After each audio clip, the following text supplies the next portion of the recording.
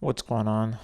This is another session of Forehand podcast, the Forehand podcast, and looking at the other sessions that I've uploaded and editing. Well, not editing, but just listening to some of them.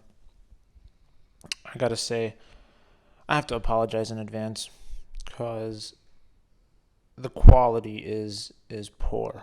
There's a couple things that I wanna correct as I do this. For starters, saying the word like very often, it's not appealing. I actually get frustrated when I listen to myself during some of these sessions. And then another one is but anyways, as I transition from one subject to another. I think that definitely has to be avoided. Which other one I thought of? Oh, in between, maybe a few ums, maybe okay, but consistently is no good. I also want to cut down the time on these podcasts. I rather I rather make them short, simple, uh, productive, as opposed to maybe 30 minutes, 35 minutes. It's progressively getting longer.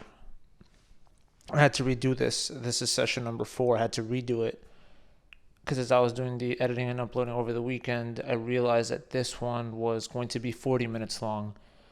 And it wasn't 40 minutes that I was really, I guess, proud of or content with as far as quality. It just didn't appeal to me.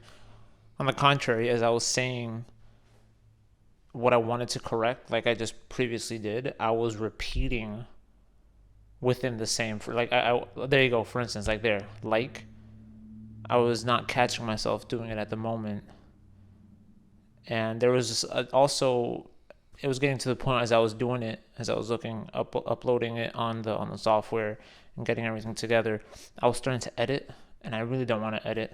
I want to avoid that. I want to make sure it's authentic as possible.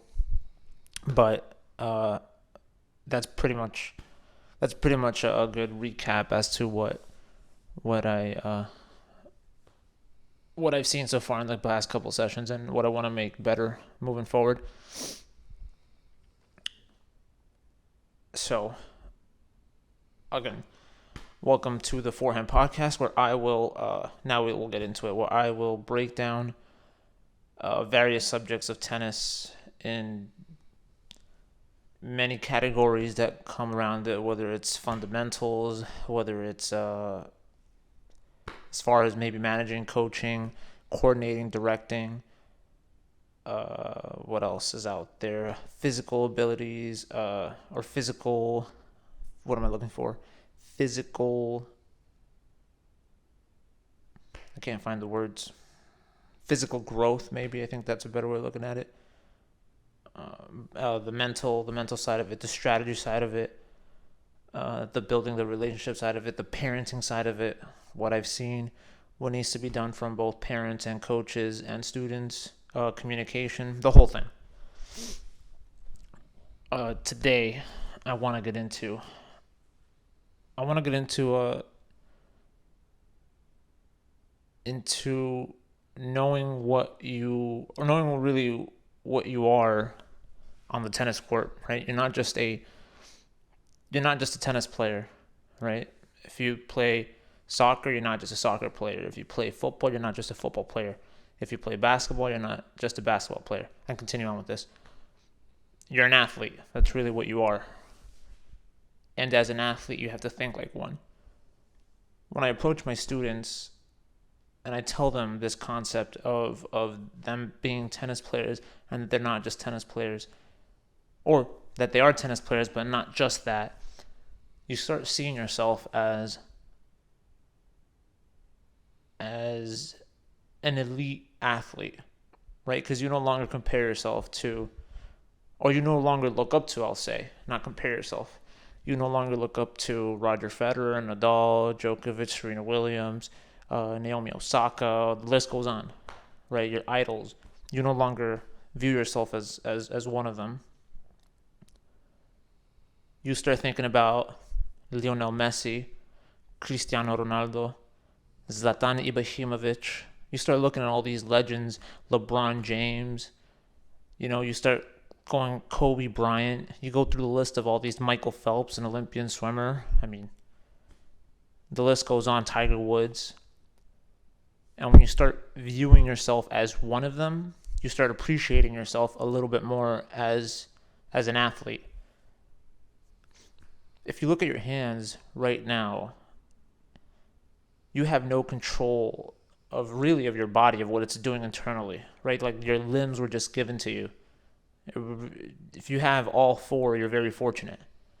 If you have everything that the human body has to give you, you're very lucky, and you should be, grateful for it. And to think that your body does whatever it can to protect itself without the thought of you doing it on your own, that's biology is unbelievable, really. If there's anything really, I think most students or most athletes should really get to understand its biology and how a good portion of its functions just work without the need, right? Like your cells, all the job that a single cell does within itself without you needing to focus on it, right? We can get into a little bit bigger, like your heart beating. You don't think about having your heart beating. Your heart just beats. You just breathe in and out. Unless you start focusing on breathing to make sure you control yourself and etc. But other than that, your body does most of its job voluntarily and at its best, because it wants to make sure it protects itself. So you as an athlete have to think about it as well. Like you want to do what is best for yourself. You work out, right? You build yourself, you build strength, you build your body in a way that injury minimizes as much as possible. That's what athletes do. That's what strength training is about. One of the best things one of my closest friends ever said, I even asked him one time, I was like, because my backhands were poor at the moment, I wasn't very confident with them, and I told him, do you think I should work out on my backhand, or I should I should build muscle a little bit more so my backhands become a little bit stronger? He immediately replied, no, you should work out so you don't get hurt. And that just stayed with me. Like it clicked instantly, right? Part of being an athlete, you want to make sure that you do what is best for your body. Same thing with food. The way you properly feed yourself. If your body is doing the best that it can to protect itself, you should be consciously aware of what you can do to better enhance it. With the food you eat, with fruits, vegetables, right, the whole thing. We go through all that. Proper portions to whatever it is. And I'm not saying not to indulge, because there's things in life that you have to enjoy. You have to give yourself that, right? There's one thing that us humans have is the ability to get to be fulfilled in certain ways that maybe other creatures can't. And if once in a while you want to go ahead and grab, whatever, piece of cake, chocolate chip cookie, whatever it may be, by all means, well deserved, I guess. It has to be well deserved, perhaps. But nonetheless, anything beyond that is just you do your best to make sure that you are feeding yourself the proper nutrients for it to perform, right? As athletes. Sleeping, that's another one. I mean, I can go through all of this, but sleeping has been one of the biggest things that I've come to discover the past couple of years, how important it is. Usain Bolt, before breaking a world record, I believe it was 22 minutes before breaking a world record, he had just woken up from a nap. LeBron James, he on average sleeps 12 to 14 hours a day. Another one who spends millions of dollars. I don't know the number, but I know it's millions of dollars. Well, maybe I shouldn't be saying millions, but he spends a lot of money a year to make sure that his body is taken care of. Roger Federer, another one. He spends at least 12 hours a day sleeping. I think his it's like 8 hours of sleep a night, and then another 4 throughout the day, or 10 a night, something like that. The power of sleeping is so important. It's what re-energizes the body. Thinking like an athlete. That is by far one of the best things I can transfer over to 20 listeners, 20 coaches, 20 anybody who's listening. I think it's very. It doesn't. You don't have to be a superstar tennis player. If you're just playing tennis, if you're just doing soccer at a recreational level, you're an athlete.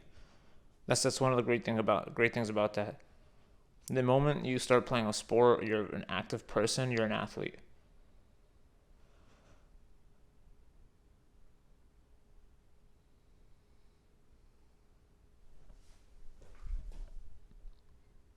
I think another good way of looking at it too is you go through all the sports. You can go through like MMA and boxing. You look at some of these people who physically put themselves. I wouldn't say to torture themselves, but they definitely develop themselves in a way that just surpasses most people. And the best thing about that is that it surpasses most people not because they're not capable of doing it, but because they don't look at it that way, or they don't pursue it that way, right? I think most people are more than capable of doing what most athletes actually. Most people should be doing what most athletes do. On a regular basis, you should be making sure that you're eating properly, you're sleeping well,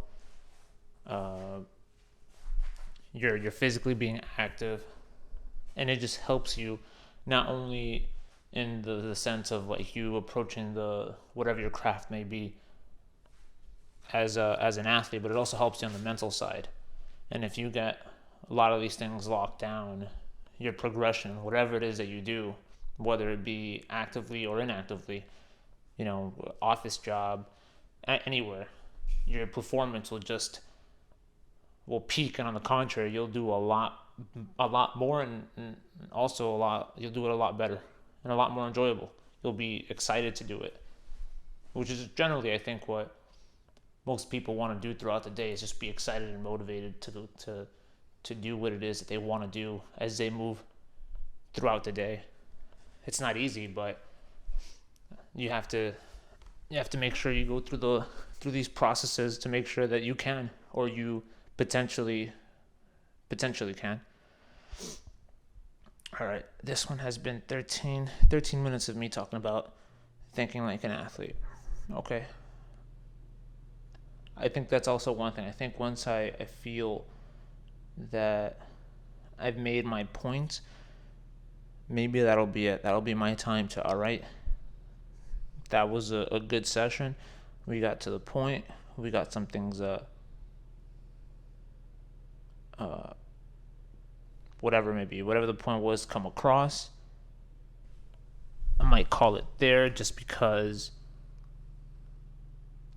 I think that's ideal. I'm looking at my notes right now, and I mean, there's a couple other things I'd like to talk about, but I don't want to leave it for this podcast. At least not for this session. I'll do it for the next one.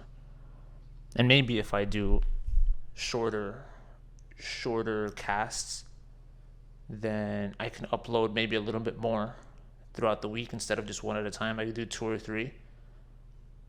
Right? Simple, concise, get to the point, get the message across, and hopefully it helps. But that is all. As far as this session, I think that's all. If any recommendations, any tips, any questions, email forehandpodcast@gmail.com, or Instagram. I'll have the link in the description. My recommendation for today, as far as books, because I don't think I've done it in the other podcasts or in the other sessions. Is it podcasts or session? I think podcasts is like different, like, what would be channels. I think sessions are within the same. But anyway, oh, there we go. I did it once. But anyway, I started off with Tipping Point by Malcolm Gladwell. I read that over the summer. I thought that was it's a great book. His first book too.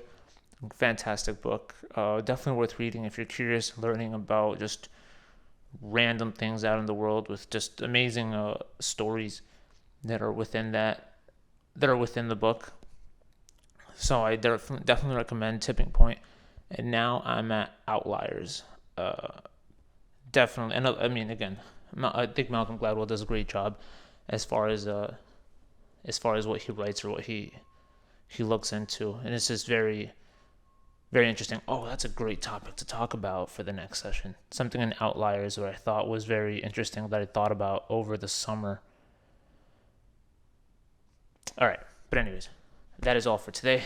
Thank you so much, and I will upload again soon and have another session soon.